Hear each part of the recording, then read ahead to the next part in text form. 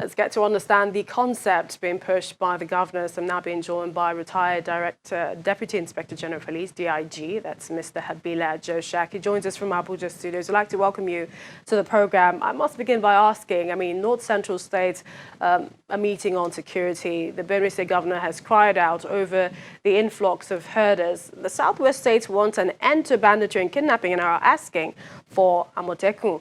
Now, this obviously shows that we appear to have a security problem in the country, doesn't it? Yes, it is agreed. Good morning, viewers, and thank you for having me. It is true that there are some security challenges in the country.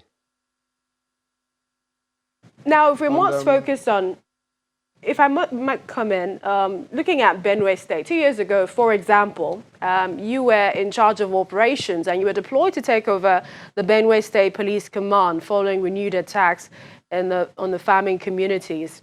Now, why is there still a problem in Benue? And this is also following the recent alarm of military troops withdrawal being raised by the Benue State governor. Yes, for some time, when I was there was a need for a joint operation coordinated by the Chief of Defense Staff. And so there were deployment of military personnel, the police, together with the DSS. And they spread out, and drastically these challenges were reduced to the barest minimum. And I can see that the military have gotten to a stage where they think maybe police and other security agencies should take charge.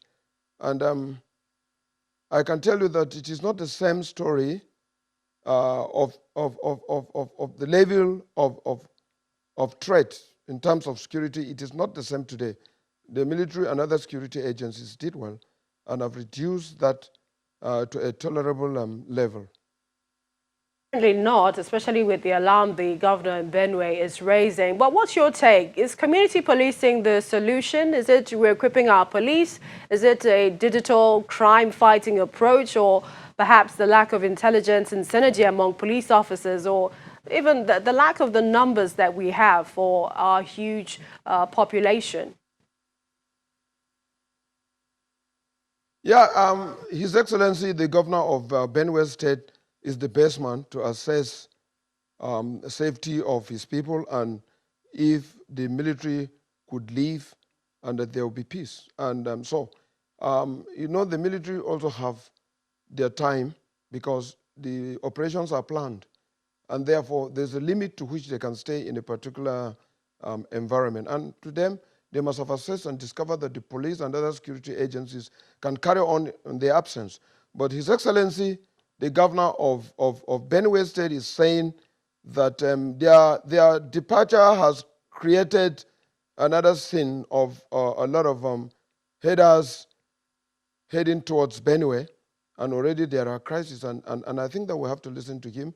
And I know that the military will also do something by coming back to ensure that they continue until such a time that the governor and his citizen of Benue State feels that other security agencies can carry on.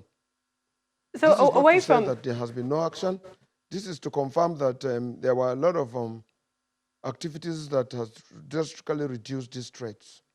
Now, away perhaps from Benue, we're hearing that the U.S. is considering adding Nigeria to its existing travel ban list. Yet, we appear to have a strong relationship with the United States, especially as a counterterrorism partner.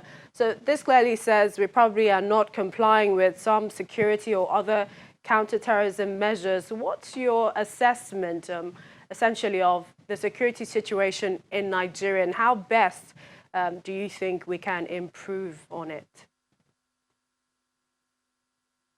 Well, the best way to go to ensure that this country has zero tolerance for crime is also to look at each of the security agencies one by one and look at what they are doing and see what can be better done in terms of provision of some necessary input, and also ensuring that each of this unit of security is doing exactly what is expected to do.